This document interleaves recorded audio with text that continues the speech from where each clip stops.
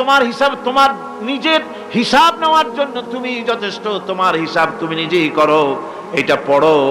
আর সেই কিয়ামতের দিন কোনো সাহায্যকারী মিলবে না।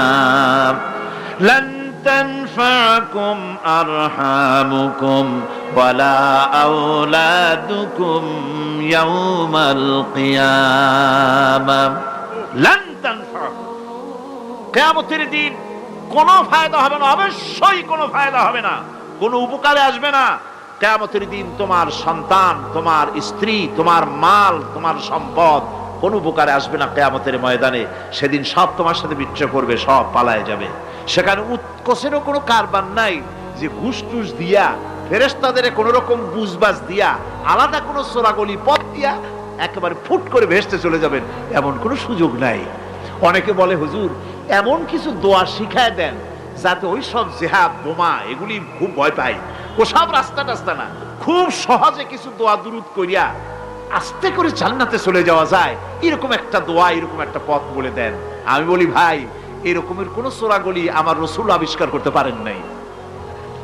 আল্লাহর পয়গম্বরের ওই ধরনের কোন পথ আবিষ্কার করতে পারেন নাই। সেখানে কিয়ামতের দিন কাউকে উৎকোষ গ্রহণ করার কেউ নাই, উৎকোষ দেওয়া যাবে না। আর উৎকোষ দিবি না বা কি, আপনার কাছে কিছু নাইও, থাকলেও নেওয়ার কেউ নাই। এই দুনিয়ায় ফাঁকিবাজি করে বহুত কিছু করা যায়, কিন্তু কিয়ামতের মাঠে এগুলি কিছুই চলবে না। আল-ইয়াওমা লা ইয়ানফা'ু মালুন ওয়ালা বানুন, কিয়ামতের দিন ধন, সন্তান, সন্ততি আর সম্পদ কোনো কাজে লাগবে না। সেদিন শুধু আমল, আমল যদি ভালো হয় কাজে লাগবে, আমল খারাপ হবে সব শেষ হয়ে যাবে।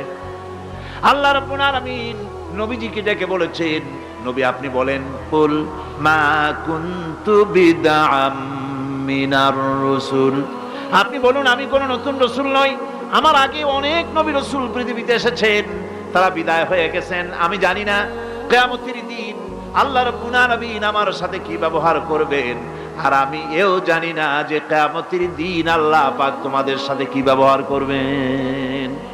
এই আয়াত নাযিল হওয়ার পর আল্লাহর হাবিব তার মেয়েকে ডাকলেন, জামাইকে ডাকলেন, নাতিদেরকে ডাকলেন, আহলে বাইতদেরকে ডাকলেন, আর বললেন, ও আমার মেয়ে, কলিজার টুকরা ফাতেমা গো শোনো, কেবলমাত্র আয়াত নাযিল হয়ে গেল, আল্লাহ পাক আমাকে শোনাচ্ছেন কিয়ামতের দিন আমি জানি না আমার সঙ্গে কি ব্যবহার করা হবে, আর এও জানি না যে তোমাদের সাথে কি ব্যবহার করা হবে।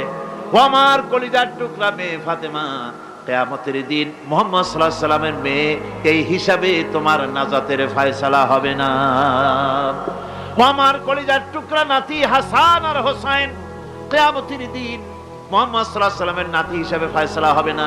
ও আমার জামাই হযরতে আলী, কিয়ামতের দিন আমার জামাই হিসাবে নাজাতের ফয়সালা হবে না।